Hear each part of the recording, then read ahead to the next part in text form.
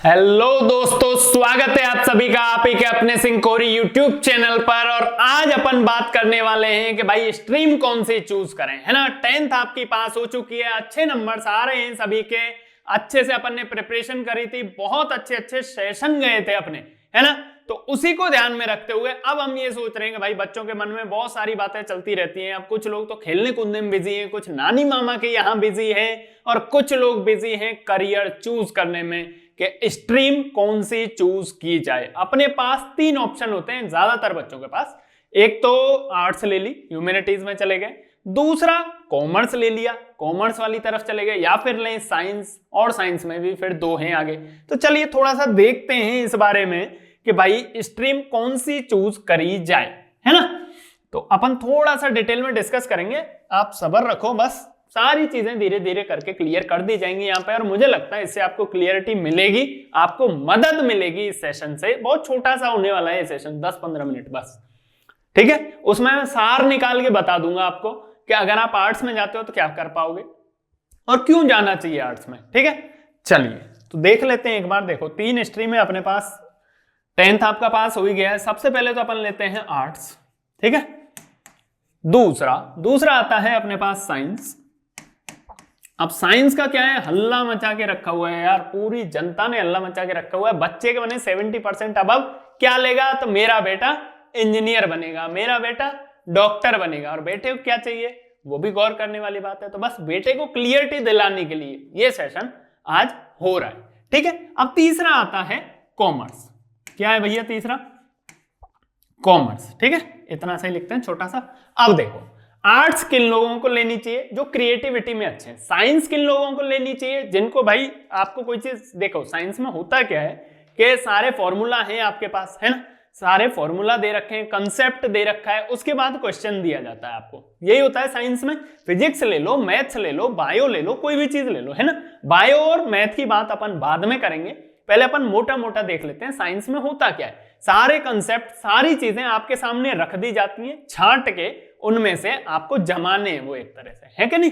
यही होता है साइंस में, आपको सारी चीजें दे दी, एक चीज मिसिंग है वो आपको निकालनी है। तो जिसकी लॉजिकल थिंकिंग अच्छी है, जिसकी रीजनिंग अच्छी है, उसको क्या लेनी है, साइंस लेनी है, पहली बात। दूसरी बात, जो लोग क्रिएटिव हैं, जिनके पास कुछ नहीं दिया गया, खाली कैनवास दे दिया है, ठीक है, उस पर आपको पिक्चर बनाना है, आपको 4 वर्ड दे दिए, उनको आपको एलेबोरेट करके लिखना है। आपको एक वर्ड दे दिया जैसे कि पॉलिटिक्स, है ना। अब आप इस पे बोल सकते हो कि नहीं बोल सकते, आप अपने विचार रखने में कितने सक्षम हैं, कितने कैपेबल हो आप अपने थॉट्स को पेपर पे उतारने में। अगर आप अच्छे से कैपेबल हो, अपनी कैपेबिलिटीज को पहचानो, पहली बात तो। दूसरी चीज, अगर आप अच्छे से कैपेबल हो तो आपको फिर क्या चूज करनी है, आर्ट्स, ठीक है जी। अब आर्ट्स चूज करके कर क्या क्या सकते हैं वो देख लें एक बार। आर्ट्स चूज करके मेजॉरिटी बताता हूं मैं। आर्ट्स वो लोग चूज करते हैं जिनको या तो टीचर बनना है ना, या फिर किसी सब्जेक्ट में एकदम प्रकांड विद्वान होना है, उनको जाके आगे वो लोग चूज करते हैं आर्ट्स। आर्ट्स के अंदर क्या क्या आता है, हिस्ट्री, ज्योग्राफी, साइकोलॉजी, आपका पॉलिटिकल साइंस, ये सारे जो सब्जेक्ट है ना, थ्योरेटिकल सब्जेक्ट्स, संस्कृत, हिंदी और इंग्लिश, और कौन से होते हैं, है ना। साइंस को छोड़ के बाकी सारे, साइंस और कॉमर्स छोड़ दो, बाकी सारे सब्जेक्ट किस में इंक्लूड हो जाएंगे, आर्ट्स के अंदर।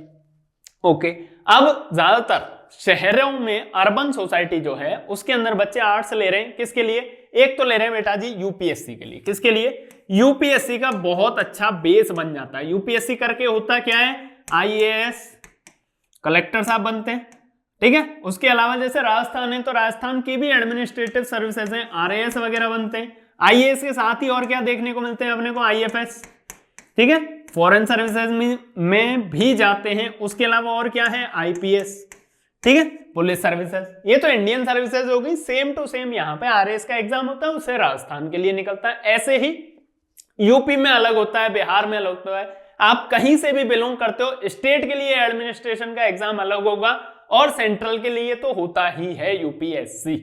ओके, अब एक तो इसके बेस को स्ट्रॉन्ग करने के लिए इसमें आता क्या है, यही सब्जेक्ट आते हैं आपके, हिस्ट्री, ज्योग्राफी, ये सारी चीजें, ठीक है। ऑप्शनल जो आप लेते हो वो आप लेते हो, ओके जी। तो अगर आपको इस स्ट्रीम में जाना है तो क्यों ना अभी से स्टार्टिंग कर दी जाए, है कि नहीं।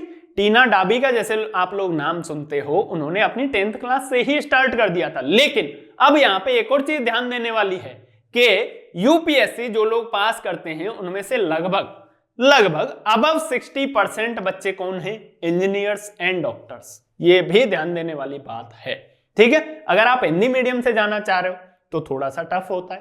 क्यों? क्योंकि हिंदी मीडियम का आप रिजल्ट निकाल के देखो, यूपीएससी में बहुत कम बच्चे हिंदी मीडियम के पास होते हैं, ठीक है जी। तो ये तो हुई यूपीएससी की बात। उसके अलावा और क्या ऑप्शन है यहाँ पे? और देखो दूसरे ऑप्शन क्या है। एक ऑप्शन है यहाँ पे क्लैट। क्लैट क्या होता है भाई? 12th के बाद आप प्रिपरेशन कीजिए, क्लैट का एग्जाम क्लियर कीजिए और law university, national law universities जो हैं उनमें आपको वकील बनाने के लिए आपको पढ़ाया जाता है कि नहीं? ठीक है जी। तो यूपीएससी हो गया, क्लैट हो गया। उसके अलावा और क्या कर सकते हैं अपन आर्ट लेके?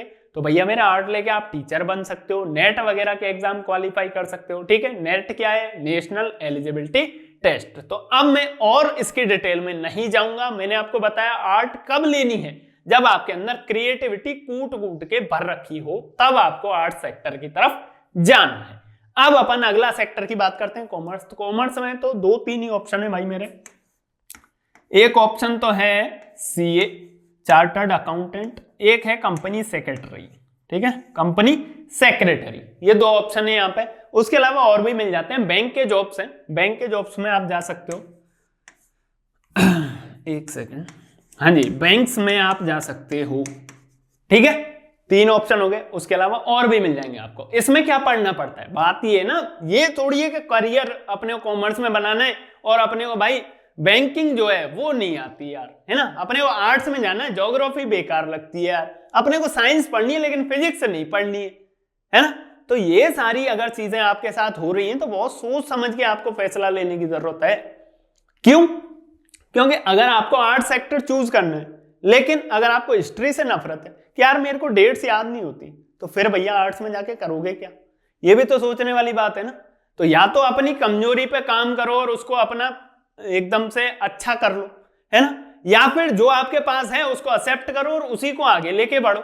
2 ही रास्ते होते हैं, या तो जिस परिस्थिति में आप हो उसमें जीना सीख लो, या फिर परिस्थितियों को अपने हिसाब से बना लो, है कि नहीं। तो बस 2 ही तरीके। अब बात करते हैं अपन लास्ट में साइंस की। किसकी बात कर रहे हैं भाई? साइंस की अगर अपन बात करें तो साइंस में है 2 सब्जेक्ट। कौन कौन से? पहला है मेरे प्यारे, कौन सा है? बायो, ठीक है। बायो के लिए अक्षय सर ने वीडियो बना रखा है, वो देख लेना, बाकी मैं शॉर्ट में बता देता हूं। दूसरा है मैथ्स, ठीक है। अब बायो लेके क्या बनते हैं? बहुत से लोग बोलेंगे भैया बायो लेके क्या बनते हैं? बायो लेके बनते हैं डॉक्टर। क्या बनते हैं? Doctor, okay. लेकिन यहां पे थोड़ा सा करेक्शन है कि सिर्फ डॉक्टर नहीं बनते भाई, सिर्फ डॉक्टर नहीं बनते। बीएससी नर्सिंग, एमएससी नर्सिंग में जाते हैं, ठीक है, बायोटेक्नोलॉजी में जाते हैं, फिजियोथेरेपी भी बायो लेके ही कर पाते हो आप। उसके अलावा माइक्रोबायोलॉजी काम कहाँ आती है? जितनी भी दवाई बनाने की फैक्ट्रीज हैं उनमें जो लोग काम करते हैं, दवाइयों पे रिसर्च करते हैं, वो सारे माइक्रोबायोलॉजिस्ट होते हैं, है कि नहीं। उसके अलावा और भी बहुत सारी अपॉर्चुनिटीज आपको मिल जाती हैं, किसके थ्रू? बायो के through. B pharma, M pharma, उसके अलावा एनिमल हस्बेंड्री में आप जा सकते हो, आयुर्वेद में जा सकते हो, होम्योपैथी में जा सकते हो, ठीक है, योग चिकित्सा में आप जा सकते हो। तो वो सारे ऑप्शन कहां से खुलेंगे अगर आप बायो चूज करोगे। ओके जी। अब पता कैसे लगाएं कि बायो लेनी है या मैथ लेनी है? तो इसका टर्निंग पॉइंट है भैया एक, सबसे बड़ी बीमारी क्या? फिजिक्स। क्या है भैया? फिजिक्स। अब आपको अगर चूज करना है कि आपको मैथ लेनी है या बायो लेनी है, तो सबसे ज्यादा ध्यान देने वाली चीज क्या है? आपको आपकी दिशा निर्धारित करने वाली चीज है, आपका डायरेक्शन डिसाइड करने वाली चीज है फिजिक्स। कैसे है? मैथ्स लेनी, ठीक है, और आपको फिजिक्स नहीं आती है तो मैथ्स कैसे करोगे? चलो मान लो मैथ्स आपने कर भी ली, इंजीनियरिंग में जाओगे, है ना, इंजीनियरिंग करोगे। ज्यादातर बच्चे 90% बच्चे मैथ लेने के बाद इंजीनियरिंग ही करते हैं, ठीक है। कुछ आईआईटीज में चले जाते हैं, एनआईटीज में चले जाते हैं, और कुछ कहां से करते हैं? प्राइवेट इंजीनियरिंग कॉलेज से कर लिया, कोई वीआईटी चला गया, कोई पिलानी चला गया, बिट्स पिलानी, ओके, इस तरह से। अब बात आती है कि भाई चलिए अपन ने मैथ्स ले ली, अपने को फिजिक्स नहीं आती है, तो अब आप जाओगे तो इंजीनियरिंग करने, है ना। अब इंजीनियरिंग जब आप करते हो तो फिजिक्स जो है ना उसी की ब्रांचेज मिलेंगी आपको वहां पे, जैसे कि सीएस, क्या मिलेगी आपको? कंप्यूटर साइंस, ठीक है, या फिर आपको ले लिया आपने मैकेनिकल, ठीक है, या फिर आपने ले ली सिविल, ठीक है, या फिर आपने ले ली क्या? इलेक्ट्रिकल, ठीक है, या फिर आपने ले ली इलेक्ट्रॉनिक्स। तो ये सारी क्या है? ये फिजिक्स की ही ब्रांचेज हैं भाई। तो अगर आपको फिजिक्स नहीं आती है तो बिल्कुल भी इंटरेस्ट दिखाने की जरूरत नहीं है मैथ साइड, समझ रहे हो? क्यों? क्योंकि आपको आगे जाके, अभी ये आपको छोटा राक्षस दिखाई दे रहा है, ठीक है, इसको फलांग के अपन तो मैथ में अच्छे नंबर ले आएंगे और चले जाएंगे, भैया एडमिशन मिल जाएगा। लेकिन बाद में तो जाके इसी बड़े राक्षस बड़ा रूप धारण कर लेता है ये राक्षस, फिर बड़ी दिक्कतें आती है, ठीक है। ये ऐसी हालत हो जाती है ना तो निगला जाता है ना उगला जाता है। तो इस वजह से बहुत सोच समझ के अपने को अपना डिसीजन लेना है। ओके जी, अगर आपको फिजिक्स टफ लगती है, फिजिक्स समझने में दिक्कत आती है, फिजिक्स के न्यूमेरिकल करने में प्रॉब्लम आती है, तो आपको मैथ की तरफ नहीं जाना। अब बात करते हैं अपन बायो की तरफ। अगर फिजिक्स नहीं आती है बायो की तरफ जाइए आप, लेकिन अगर आपको केमिस्ट्री से नफरत है, बायो से नफरत है, तो फिर किधर जाना है? मैथ की तरफ, ठीक है। ये क्लियरिटी है। अब बात करते हैं अपन, अगर अपन ने मैथ ले ली, ठीक है, फिजिक्स केमिस्ट्री मैथ 3 सब्जेक्ट हो गए अपने पास, अगर अपन ने वो ले ली, ठीक है, अपन ने हिम्मत करी कि भाई अपन फिजिक्स पे पार पा लेंगे। सबसे ज्यादा बच्चे, मैंने फिजिक्स का नाम इसलिए लिया है, सबसे ज्यादा बच्चों को सबसे ज्यादा डराने वाली चीज क्या है? फिजिक्स। सबसे ज्यादा लॉजिकल सब्जेक्ट है। टफ इसलिए लगता है क्योंकि इसके अंदर बहुत ज्यादा रीजनिंग लगानी पड़ती है आपको। एक गेंद को फेंका इस दीवार पे, फिर वो इस पे टकराएगी, वापस इस पे टकराएगी। 10 किलोमीटर की स्पीड से फेंका है तो कितनी बार एक दूसरी दीवार पे टकराएगी, ठीक है। अब सुन के तुमको हंसी तो आ रही होगी, लेकिन अगर ये एग्जाम में तुम्हें करना पड़ जाए तो क्या होगा तुम्हारा? फिर दिमाग में गेंदें टकराती हैं भैया, ठीक है जी। तो इस वजह से देखो, आगाह कर देना ज्यादा बेहतर होता है। Precaution is better than cure, सुना है ना? तो प्रिकॉशन हमने बता दिया आपको। अब आप अभी भी नहीं मानते हो कि नहीं अपने को तो पीसीएम लेना ही लेना है, तो भैया देखिए, पीसीएम लेने के बाद अपने को क्या क्या मिलता है? ये सारा इतना बड़ा नेटवर्क है अपने पास जो जो आप बन सकते हो। तो अपन एक एक करके डिस्कस करते हैं क्या क्या बन सकते हो। सबसे पहले सबसे अच्छा देश प्रेमी कौन कौन है, तुम में से कमेंट में लिख देना। तो भैया देश प्रेमी जो जो है उनके लिए सबसे पहली चीज नेशनल डिफेंस एकेडमी, एनडीए, ठीक है जी। 12th के बाद पेपर होता है, आपका अच्छा परसेंट होना चाहिए 12th में, मिनिमम शायद 60 मांगते हैं इसके अंदर। 60% अबव वाले लोग एनडीए में जाते हैं। जाते कैसे हैं? यूपीएससी पेपर लेता है एनडीए का, रिटर्न होता है, ठीक है, उसके अंदर मैथ का एक अलग से पेपर होता है, फिजिक्स आती है और आपका जनरल नॉलेज आता है, ठीक है जी। ये पेपर पास कीजिए, 5 डेज का आपको वहीं रखेंगे, इंटरव्यू के लिए बुलाते हैं, फुल इंग्लिश में इंटरव्यू होता है, ठीक है। इंग्लिश बहुत इंपॉर्टेंट चीज है एनडीए में जाने के लिए, हिंदी नहीं चलेगी, पहली चीज। दूसरी चीज, एनडीए में जाने के बाद मिलता क्या है? एनडीए में जाने के बाद अगर आप इंटरव्यू पास कर लेते हो, पेपर पास कर लेते हो, तो आपको 3 में से चूज करने को मिलेगा। आर्मी मिलेगी एक तो, दूसरा नेवी और तीसरा एयरफोर्स, ठीक है। तीनों कमांड में से कोई एक आप चूज कर सकते हो और आपको पोस्ट मिलती है भैया जी लेफ्टिनेंट की। सैलरी अबव 60 to 70,000 मिलेगी, अबव, ठीक है। ये सारी चीज हो गई। दूसरा, ये तो ही देश प्रेम वाली बात, और मेरे हिसाब से सबसे बेस्ट, सबसे नोबल जॉब है, ठीक है जी। ये 12th के बाद ही डिसाइड हो जाता है। ओके, अब अपन बात करते हैं और क्या क्या कर सकते हैं। तो भैया दूसरे सबसे ज्यादा मेजोरिटी की बात कर लेते हैं पहले, जो माइनॉरिटीज हैं, बहुत कम बच्चे जिनमें जाते हैं वो बाद में डिस्कस करेंगे। दूसरे सबसे ज्यादा बच्चे किसके अंदर जा रहे हैं? सबसे ज्यादा जा रहे हैं भैया बी और बीटेक के अंदर। तो बी और बीटेक कौन लोग करते हैं? जो भैया 12th में पीसीएम जिनके पास होता है, ये एलिजिबिलिटी क्राइटेरिया है। ओके जी। अब इस बार थोड़ा सा एनटीए ने ऐड किया था कि आईआईटीज में एडमिशन के लिए जेई एडवांस और जेई मेंस देने के लिए आपके पास 75% होना चाहिए 12th क्लास में, ठीक है। ज्यादातर बच्चे क्या करते हैं? कोटा चले जाते हैं, अपनी एनसीईआरटी सीबीएसई बुक्स पढ़ी नहीं, अपने को तो क्या करना है? जेई मेंस में स्कोर लेके आना है, उससे आईआईटी मिलेगा। अब प्रॉब्लम क्या हुई? एनटीए ने बोल दिया 75% चाहिए 12th में। अब क्या करोगे? तो अब बड़ी दिक्कत हो गई, है कि नहीं? तो अब आगे के लिए ये ध्यान रखना, आज नहीं तो कल ये रूल जरूर आएगा। सरकार के भी ध्यान में है कि भैया डमी बच्चे होते हैं, क्या करते हैं वो? स्कूल में तो नाम चल रहा है, पढ़ रहे हैं कोटा, है कि नहीं? तो इस पे बहुत तीखी नजर है। अब सारी चीजें नियम से होना शुरू हो जाएंगी अब कुछ दिन में, ठीक है। तो इस वजह से अपनी 12th का परसेंटेज का विशेष ध्यान रखना भाई, ठीक है, अब बात कर रहे थे अपन किसकी, बीई बीटेक की। बीई बीटेक करने का मतलब क्या है, तो बैचलर इन टेक्निकल एजुकेशन, ठीक है जी।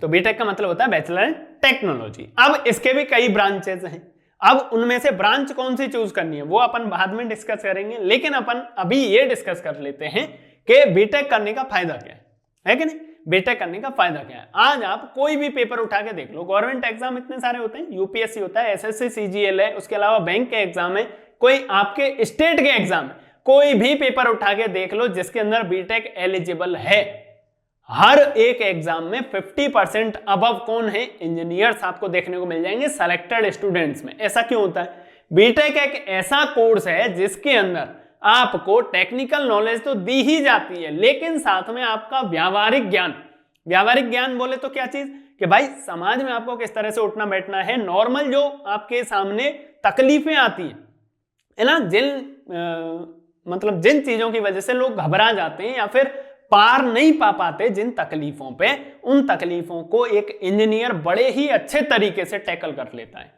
ऐसा क्यों, क्योंकि इसमें भैया ज्ञान तो आपको दिया ही जाता है, लेकिन आपको बहुत कुछ सीखने को भी मिलता है, माइंड एकदम आपका ऐसा हो जाता है ब्रॉड, ठीक है। अब आगे चलते हैं, बीई बीटेक करने के बाद क्या करें। बीई बीटेक तो कर लेंगे, बहुत अच्छी बात, आईआईटीज में हो गया, कहीं सिलेक्शन हो गया, बहुत अच्छी बात, आप जाके जॉब कीजिए। दूसरा किसी एनआईटी में हो गया, आपको पीएसयू ने उठा लिया, किसी ने भी वहां से कैंपस सिलेक्शन ले लिया, बहुत अच्छी बात।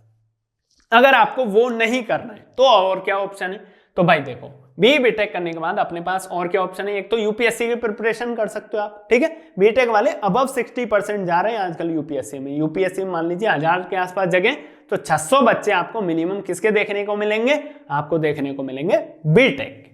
दूसरा एक है मर्चेंट नेवी। मर्चेंट नेवी क्या होता है, बीटेक आपको करनी पड़ेगी मरीन से या फिर मैकेनिकल से, ठीक है जी।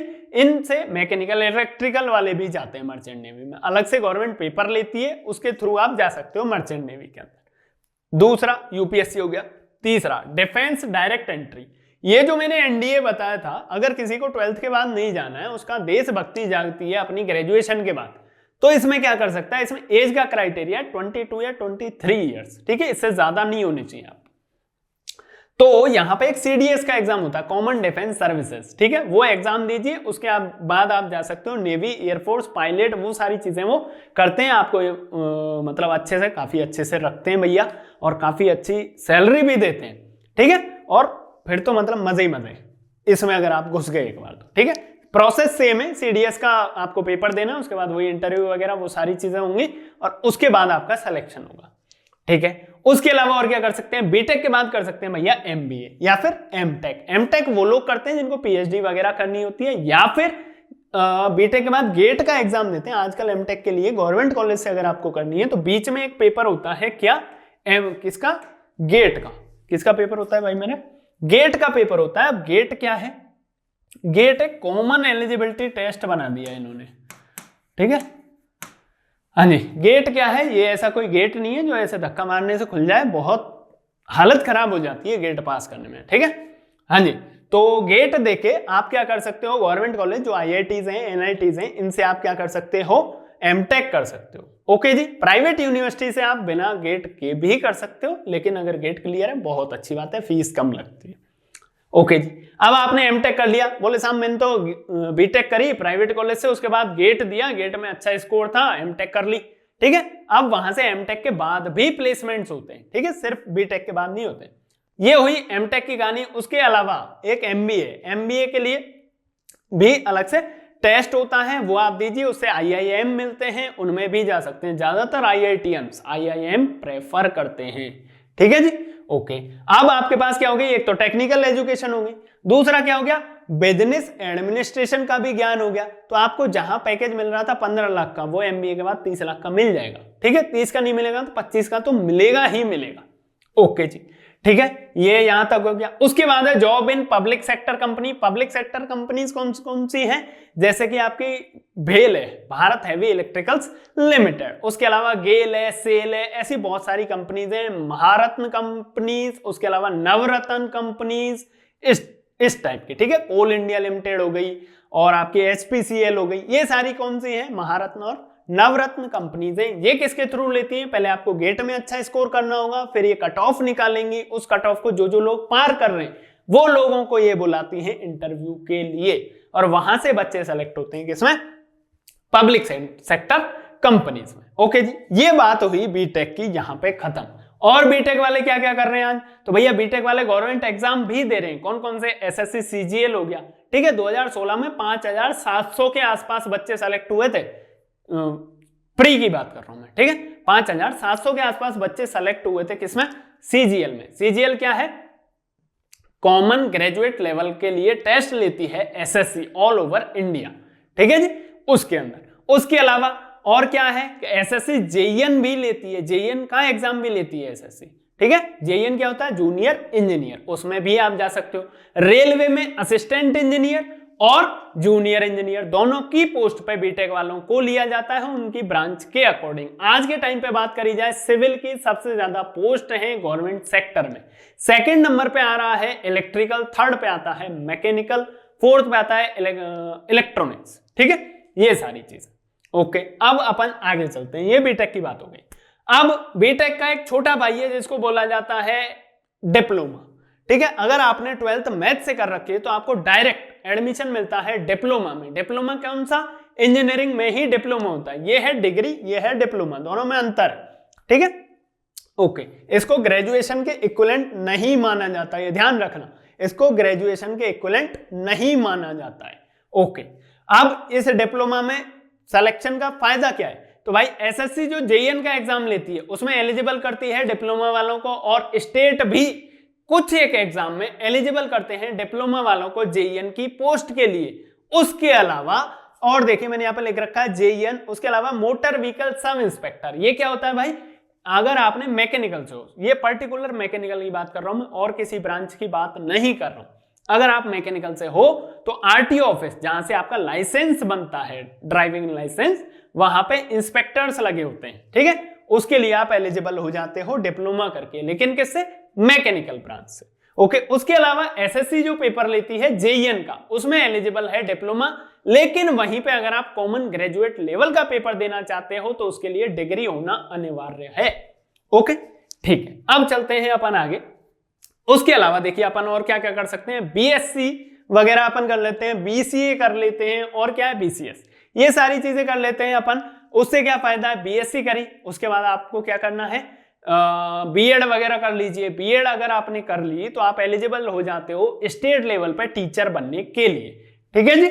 ओके, उसके अलावा और क्या कर सकते हैं? बीएड देके, बीएड देके एक सीटेट का एग्जाम होता है जो कि सेंट्रल लेवल पे, ऑल ओवर इंडिया लेवल पे आपको एलिजिबल बनाता है टीचरशिप का एग्जाम देने के लिए। इसके अलावा और क्या कर सकते हो? बीएससी और एमएससी अगर आपने दोनों कर रखी है तो इसके बाद आप दे सकते हो पेपर किसका मेरे प्यारे?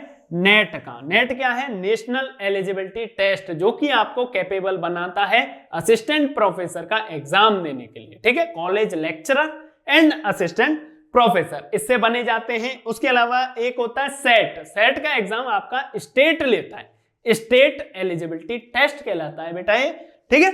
नेट और सेट ये दोनों हो गए भाई, ठीक है।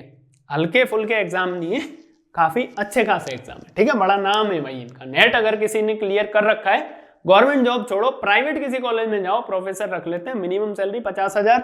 और नेट से और क्या मिलता है? पीएचडी के लिए आपको एंट्रेंस मिलता है गवर्नमेंट यूनिवर्सिटीज में। वहां पे क्या होता है? वहां पे जब तक आप जेआरएफ में हो, जूनियर रिसर्च फेलोशिप में जब तक आप हो, 40,000 रुपए दे रही है आजकल सरकार। वो यूनिवर्सिटी पे भी डिपेंड करता है कौन सी यूनिवर्सिटी में हो। किसी अच्छी यूनिवर्सिटी में अगर आप हो तो मिनिमम 40,000 पर मंथ आपको दिए जाते हैं रिसर्च करके आपकी पीएचडी कंप्लीट करने के लिए। मिनिमम टाइम इसके अंदर दिया जाता है 3 इयर्स। ओके जी, 3 क्या शायद 2 है। चलिए, उसके अलावा और क्या है? और कहां करियर डेवलप हो सकता है अपना पीसीएम लेने के बाद? तो देखिए आप क्या कर सकते हो? होटल मैनेजमेंट का कोर्स कर सकते हो। इसमें देखिए कई ब्रांचेस आगे चढ़ जाती है, जैसे कि फ्रंट ऑफिस, या फिर आपको किचन में जाना है, या फिर आपको फूड एंड F&B सर्विसेज में जाना है, या फिर बैक ऑफिस में आपको काम करना है, ठीक है। तो वो सारी बातें तब होती हैं जब आप एक बार डिग्री कर लेते हो। वो आपकी चॉइस है आप कहाँ काम करना चाहते हो। सर्विस है, सर्विस बोले तो खाना परोसना, ठीक है। उसके अलावा है किचन, किचन में कौन होते हैं, शेफ वगैरह होते हैं। फ्रंट ऑफिस की अगर आप बात करें तो रिसेप्शन पे जो होते हैं वो, ठीक है। बैक ऑफिस में भी बहुत सारे काम होते हैं, ओके। उसके अलावा और क्या है, अगर अपन होटल मैनेजमेंट भी नहीं करना चाहते, ठीक है। उसके बाद अपन बात करते हैं FTII, ये क्या है, film and television diploma. Film and television industry के अंदर डिप्लोमा करवाया जाता है गवर्नमेंट के थ्रू। कुछ यूनिवर्सिटीज हैं वो अलग से अपना पेपर लेती हैं, एंट्रेंस एग्जाम, और उसके थ्रू ये करवाया जाता है। अब इसके अंदर क्या होता है, ये आपने डिप्लोमा कर लिया, बहुत अच्छी बात। उसके बाद देखिए film editing, cinematography, film processing, इनके अंदर भी डिग्री कोर्सेज अवेलेबल हैं। इनके थ्रू आप किस सेक्टर में जा सकते हो, अपना फिल्म प्रोडक्शन और डायरेक्शन, इनके अंदर आप जा सकते हो ये सारी चीजें करने के बाद, ठीक है। एक और चीज, बड़ी अच्छी चीज पता लगी मुझे अभी कुछ दिन पहले कि एक चैनल है आपका यूट्यूब पे, दिख जाएगा, द वायरल फीवर TVF करके है। बीटेक वालों को बड़ी प्रेफरेंस देते हैं भाई, बड़ी प्रेफरेंस दी जाती है। जिसने अगर किसी ने बीटेक कर रखी है तो TVF वाले बड़ी प्रेफरेंस देते हैं। उनके पास बहुत सारे IITians हैं जो कि आजकल उनके एपिसोड्स में काम कर रहे हैं, ठीक है। चलिए, अब ऐसा नहीं है कि आपको भी ले लेंगे, उसके लिए आपके अंदर प्रतिभा का होना भी जरूरी। तो देखो इतना भाई वाइड अपने पास क्या है, सेक्टर यहाँ पे अवेलेबल है। बीटेक जरूरी नहीं है, PCM लेने के बाद, ठीक है। आप टीचर बन सकते हो, आप पायलट बन सकते हो, आप सैनिक बन सकते हो, आप डायरेक्टर बन सकते हो, और क्या क्या भैया, आप JEN बन सकते हो, मोटर व्हीकल सब इंस्पेक्टर बन सकते हो, किसी बड़ी कंपनी में जाके आप नौकरी कर सकते हो, ठीक है। इंडिया की महारत्न और नवरत्न कंपनीज में आप एज ए टेक्निकल असिस्टेंट भर्ती हो सकते हो। उसके अलावा और क्या क्या कर सकते हो, आर्मी, नेवी, एयरफोर्स, इसमें भी जा सकते हो, पायलट बन ही सकते हो, मर्चेंट नेवी में जा सकते हो। यूपीएससी भी बड़ा आसान हो जाता है, क्यों, क्योंकि अगर आपने पहले ज्यादा टफ चीजें क्रैक कर रखी हैं तो फिर थोड़ी टफ चीज को क्रैक करने में उतना जोर नहीं लगता है, ठीक है। तो ये भैया माया है सारी की सारी किसकी, 11th में आपको PCM लेने के बाद ये सारे करियर अपॉर्चुनिटीज मिलते हैं, ठीक है। तो लेकिन निर्णय बड़ा सोच समझ के लेना है। सबसे पहले किस पे ध्यान देना है अपने को, फिजिक्स पे ध्यान देना है। फिजिक्स अपनी कैसी है, अगर अच्छी है बहुत अच्छी बात, अच्छी नहीं है तो इतना टफ सब्जेक्ट है नहीं फिजिक्स, एक बार अच्छे से समझ लो, अपने आप फिर होती चली जाती है, ठीक है। इंसान ने बनाई है फिजिक्स को, फिजिक्स ने इंसान को नहीं बनाया है, इंसान ने फिजिक्स को बनाया है। तो इस वजह से ऐसा कुछ है ही नहीं जो कि पॉसिबल ना हो, इम्पॉसिबल। जब आप लिखने बैठते हो ना, इम्पॉसिबल, देखिए लिख के बताता हूं मैं, लिख के बताता हूं मैं आपको कि भैया इम्पॉसिबल क्या होता है। इम्पॉसिबल खुद बोलता है क्या है इम्पॉसिबल, कैसे बोलता है अभी बता देते हैं आपको। देखिए इधर देखना भाई ध्यान से, इम्पॉसिबल,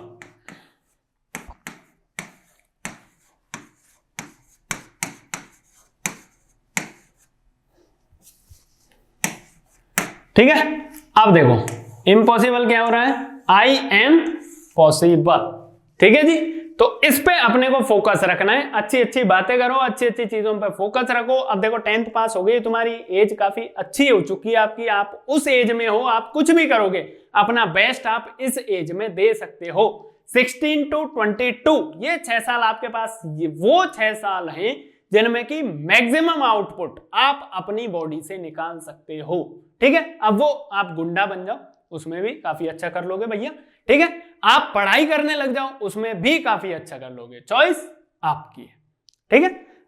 चलिए अब बात करते हैं अपन किसकी, कि देखिए जो जो कोर्सेज करवाए जाने हैं, अब बहुत सारे लोग करवा रहे हैं, स्टार्ट हो गए हैं। और देखिए गवर्नमेंट एग्जाम में मैंने आपको बताया था, यूपीएससी में इंजीनियरिंग वाले बच्चे या फिर PCM वाले बच्चे कितने जा रहे हैं, 60 to 65% बच्चे कौन से होते हैं यूपीएससी क्रैक करने वाले, अपने PCM वाले, ओके। उसके अलावा बैंक के जो एग्जाम हो रहे हैं, आपके प्रोबेशनरी ऑफिसर हो या फिर स्पेशलिस्ट ऑफिसर हो या फिर क्लेरिकल कैडर का एग्जाम हो, 90 to 95% बच्चे कौन से हैं जिनके पास PCM है। उसके अलावा SSC जो CGL लेता है, 2016 में 5167 5167 बच्चे थे। उसके बाद 2017 में 4546 बच्चे किसके थे, PCM के थे भाई, ठीक है। उसमें भी अगर मैं पर्टिकुलर और जाऊं अंदर तो इंजीनियरिंग के थे, ठीक है। चलिए अब बात करते हैं अपन कोर्सेज की। तो देखिए सबसे पहले जो आप में से PCM लेना चाह रहे हैं या फिर PCB लेना चाह रहे हैं, आप सभी के लिए 5 तारीख से सिंकोरी एजुकेशन के 11th 12th वाला जो चैनल है, ठीक है, उसका लिंक आपको डिस्क्रिप्शन बॉक्स के अंदर मिल जाएगा, वहां से जाके आप चेकआउट कर लेना। वहां पे जाके आपको सब्सक्राइब कर देना। 5 तारीख से रेगुलर क्लासेस एकदम फ्री आपको मिल जाएंगी, पीसीएम और पीसीबी तीनों ही सब्जेक्ट की। उसके अलावा कॉमर्स वाली, आर्ट्स वाली, वो भी हम लाने की कोशिश कर रहे हैं 5 अप्रैल से। उसके बाद बात करते हैं कि जो बच्चे अभी प्रिपरेशन कर रहे हैं, 11th 12th में हैं, प्रिपरेशन कर रहे हैं नीट की, तो भैया नीट की क्लासेस आपको मिल जाएंगी आपके वेडनेसडे 29 मार्च से। एक क्रैश कोर्स हम लेकर आ रहे हैं नीट देने वाले बच्चों के लिए, वो भी एकदम फ्री। आपको PYQs करवाए जाएंगे, आपका रिवीजन करवाया जाएगा, और जो आप बोलोगे वो लगाए जाएंगे। जो टॉपिक आप बोलोगे कि भाई ये हमको नहीं आ रहा है, तो उस टॉपिक पर डिटेल में डिस्कशन किया जाएगा। फिजिक्स का क्रैश कोर्स आपका स्टार्ट हो रहा है 29 मार्च से, ठीक है। तो भैया ध्यान रखिएगा। उसके अलावा 9th 10th में अगर आप हो या आपके कोई छोटे भाई बहन हैं, तो 9th 10th की भी क्लासेस इसी चैनल पे आपको बहुत ही कम दिनों के बाद देखने को मिल जाएंगी। तो भाई देखिए, मैंने आपको सारी चीजें बता दी हैं। एक बार देखो, दोबारा से मैं लगा देता हूं, दोबारा से ये देख लीजिए। इतना सारा आपके पास सेक्टर खुला हुआ है पीसीएम लेने के बाद, ठीक है। डिसाइड आपको करना है क्या बनना है भैया, डॉक्टरी की तरफ जाना है या फिर बायोलॉजी सेक्टर की तरफ जाना है या मैथ वाले सेक्टर की तरफ जाना है। Choices yours. तो भाई इसी के साथ अपन आज का ये ज्ञान समाप्त करते हैं। चॉइस आपकी है, अच्छे से सोचिए, विचारिए, अपने माँ बाप के साथ डिस्कस कीजिए। किसी भी प्रेशर में कोई शर्म खा के, रिश्तेदारों की शर्म खा के, अरे भाई सबने मैथ ले रखी है मेरे को भी लेनी है, मत लेना। समझ रहे हो ना, ठीक है। फिजिक्स नहीं आती, मैथ लेनी है, मत लेना। आज नहीं कल दुखी करेगी, ठीक है। चलिए, तो आज अपन ये ज्ञान यहीं पे समाप्त करते हैं। मिलेंगे आपसे 29 को नीट के लेक्चर्स के साथ। और अगर आप 11th 12th में हो तो किसके साथ, पीसीएम और पीसीबी के फुल लेक्चर्स के साथ हम मिलेंगे आपको। तब तक के लिए टाटा बाय बाय, मिलते हैं अपन नेक्स्ट लेक्चर।